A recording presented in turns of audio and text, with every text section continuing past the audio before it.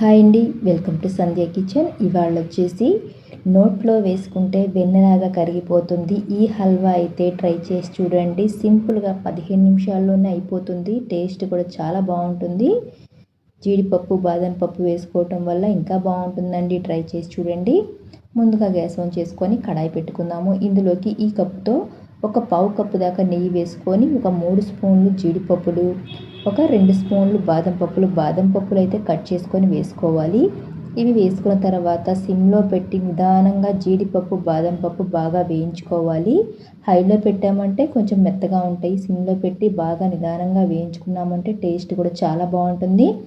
ఇలా వేగిపోయిన తర్వాత ఒక ప్లేట్లో పెట్టేసుకొని ఇప్పుడు నెయ్యి వేసుకున్నాం కదా కప్పుతో, అదే కప్పుతో ఒక అరకప్పు దాకా గోధుమ పిండి వేసుకున్నాము.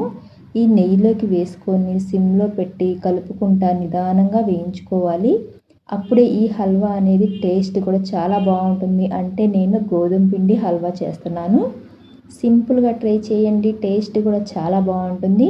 ఇదంతా కొంచెం గోల్డ్ కలర్ వచ్చేలాగా బాగా వేయించుకోవాలి. ఈ గోధుమ పిండిని ఇలాగ వేగిన తర్వాత అరకప్పు గోధుమ పిండికి 1.5 కప్పు దాకా నీళ్లు వేసుకొని ఇదంతా చక్కగా ఉండలు లేకుండా కలిసిపోయేలాగా, మొత్తంగా కలిసిపోయేలాగా, దగ్గర పడేలాగా బాగా కలుపుకుంటా ఉడికించేసుకోవాలి. వెంటనే దగ్గర పడుతుందండి, ఎక్కువ టైం కూడా పట్టదు. కలుపుకుంటా ఉండాలి, లేదా అడుగు మాడిపోతుంది. ఈ విధంగా దగ్గర పడిన తర్వాత అరకప్పు దాకా బెల్లం అయితే వేస్తున్నాను. బెల్లం అంతా కరిగేలాగా బాగా దగ్గర పడేలాగా బాగా ఉడికించేసుకోవాలి. ఇదిగోనండి, బెల్లం వేసిన తర్వాత కొంచెం లూజ్ అవుతుంది కదా, ఇదంతా మళ్ళీ సిమ్లో పెట్టి బాగా ఉడికించేసుకోవాలి. ఇదిగోనండి, ఈ విధంగా దగ్గర పడింది కదా. ఇప్పుడు ఇందులోకి మనం వేయించుకున్న జీడిపప్పు బాదం పప్పు ఇందులోకి వేసుకుందాము. ఒక 2 స్పూన్ల దాకా పుచ్చగింజలు కూడా వేసుకున్నాము. ఇదంతా వేసుకొని చక్కగా కలిపేసుకున్నామంటే మనకి గోధుమ పిండి హల్వా అయితే రెడీ అయిపోయినట్లే.